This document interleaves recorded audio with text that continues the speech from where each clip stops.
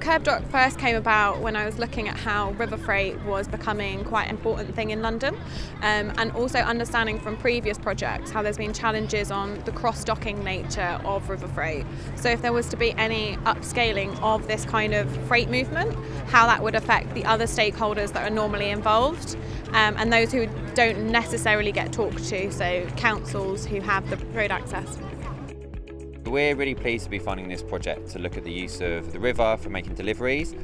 We know that air pollution has a devastating impact on people's health, and that a lot of that comes from freight, and that's expected to increase over the coming years. So what we want to do is explore the potential for the river as a means of reducing people's exposure to air pollution. And this project feels like a really high potential opportunity to explore for that.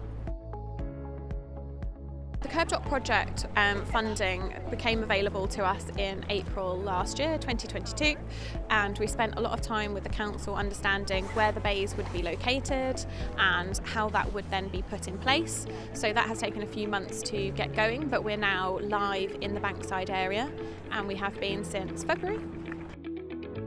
Our role in the Kerb-Dock project is working on the evaluation scope, which is a really important part of the project. So we initially set out the objectives with grid and impact on urban health to really understand what the project is about and what we're hoping to get out of achieving through running such an innovative initiative.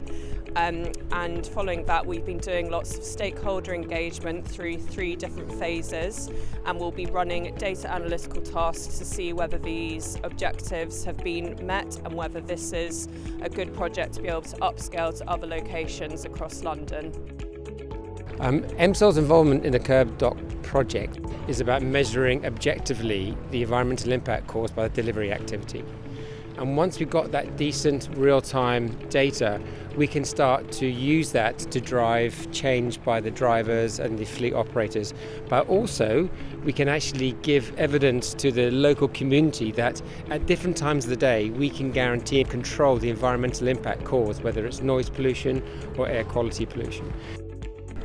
MP Smarter Travel brought on board with the Kerb project because we really wanted to understand what was happening on the ground. So it's all about engaging with businesses in the area, delivery drivers and passers-by and members of the public to understand what kind of deliveries were happening, what kind of movements of vehicles, the types of deliveries. So really just get that picture, important to observe what's going on.